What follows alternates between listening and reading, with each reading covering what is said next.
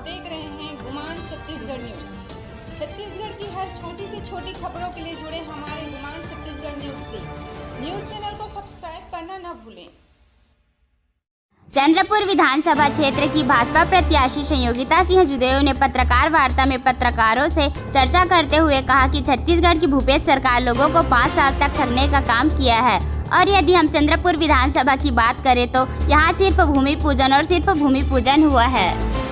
जितने भी विकास कार्य आए हैं और जमीनी स्तर पर देखने को नहीं मिल रहा है। उन्होंने क्षेत्रीय विधायक राम कुमार यादव पर आरोप लगाते हुए कहा कि उनके विधायक बनते ही क्षेत्र में भ्रष्टाचार चरम पर बढ़ गया है। उन्होंने उदाहरण देते हुए कहा कि बैराज मुआवजे में दलाल सक्रिय हो गए हैं। वहीं लोगों को छोटे छोटे कामों के लिए, चाहे वह पटवारी कार्यालय हो, चाहे थाना हो या फिर तहसील कार्यालय हो, बिना पैसे दिए काम नहीं हो रहा है, जिससे जनता परेशान हुई है।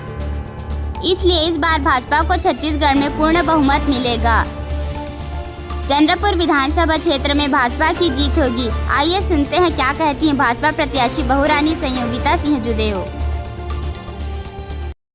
चंद्रपुर विधानसभा से अच्छे प्रत्याशी घोषित किया है, तो इसके लिए मैं आप सब पत्रकार बंधुओं के माध्यम से, सभी न्यूज चैनल के माध्यम से केंद्रीय नेतृत्व और राज्य नेतृत्व और पूरे पार्टी का मैं बहुत बहुत उनको धन्यवाद देती हूँ।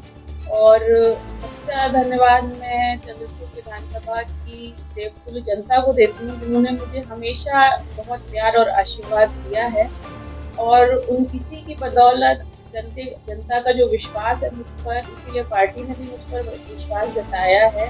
तो सभी को मैं आप सबके माध्यम से बहुत बहुत धन्यवाद देती हूँ। और आने वाले समय में भारतीय जनता पार्टी जनता के बीच पूरी मजबूती से चुनाव मैदान में उतरेगी और जो भी कांग्रेस की विफलताएं हैं 5 सालों में, जो उनके घोटाले हैं, जो भी भ्रष्टाचार है, उन सबको जनता तक ले जाने का काम हम लोग करेंगे।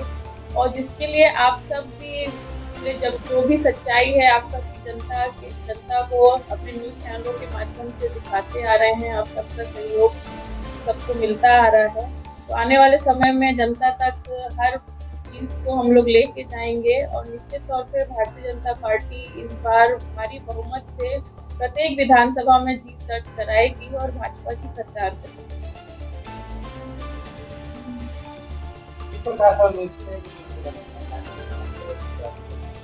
देखिए, रणनीति हम लोग की चंद्रपुर विधानसभा की बात करें तो यहाँ पर इतने मुद्दे हैं। आज चंद्रपुर विधानसभा में जो भारी भ्रष्टाचार है, आप देखेंगे मुआवजे में दलाली है, रेत में दलाली है, रॉयल्टी है, सड़कों का हाल आप खुद जानते हैं कि चंद्रपुर में बहुत ज़्यादा बदहाल है।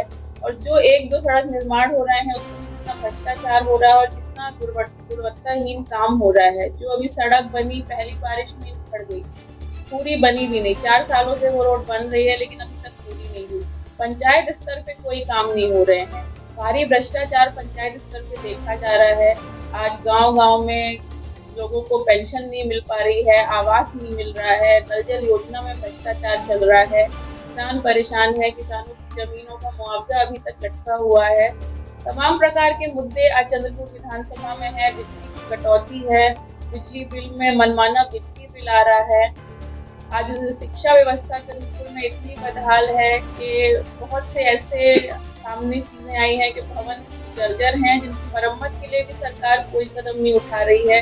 कई जगह ऐसी स्थिति है कि शिक्षक और जो स्टूडेंट्स हैं वो एक डर के साए में शिक्षा प्राप्त कर रहे हैं, कभी भी हादसा उनके साथ हो सकता है। तो ऐसी स्थिति आज चंद्रपुर विधानसभा में देखी जा रही है और सरकार का इस तरफ ना कोई ध्यान जा रहा है, न इसके लिए कोई प्रयास कर रही है। आज स्वास्थ्य व्यवस्था चंद्रपुर में देखेंगे तो इतनी बदहाल है। डबरा हमारा मुख्यालय है, वहाँ का जो स्वास्थ्य केंद्र है एक रेफर सेंटर बन के रह गया है। सरकार नई घोषणा कर देती है। अभी भूपेश बघेल जी आए थे चंद्रपुर नगर के लिए स्वास्थ्य केंद्र का घोषणा करके गए हैं। जो स्वास्थ्य केंद्र पहले उनकी स्थिति तो वो सुधार ले, वहाँ पे डॉक्टरों की व्यवस्था करवा लें। नई घोषणा कर देना, भूमि पूजन कर देना, बस यही इस सरकार के और यहाँ के प्रतिनिधि का काम रह गया है कि केवल घोषणा कर दी और भूमि पूजन कर दिया, लेकिन जमीनी स्तर पे काम दिखना बिल्कुल शून्य है। कोई काम जमीनी स्तर पे नहीं दिख रहा है। आज आए दिन केवल भूमि पूजन हो रहे हैं, घोषणाएं हो गई हैं। जितनी घोषणाएं मुख्यमंत्री जी करके गए थे 1 साल पहले, अभी तक वो भी जमीनी स्तर पे शुरुआत नहीं हो पाई है। तो आने वाले समय में आचार संहिता चुकी है, चुनाव का ऐलान हो चुका है, चुनाव की तारीख आ चुकी है। अब ऐसे समय में सरकार क्या करती है ये जनता समझ चुकी है।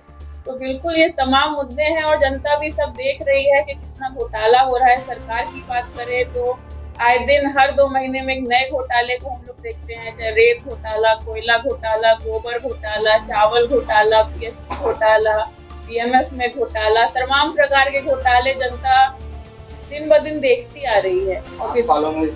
हर छोटी बड़ी खबरों के लिए हमारे गुमान छत्तीसगढ़ न्यूज को यूट्यूब पर सब्सक्राइब करना न भूलें, क्योंकि हम आपको दिखाते हैं सिर्फ खबर नहीं, सच्चाई।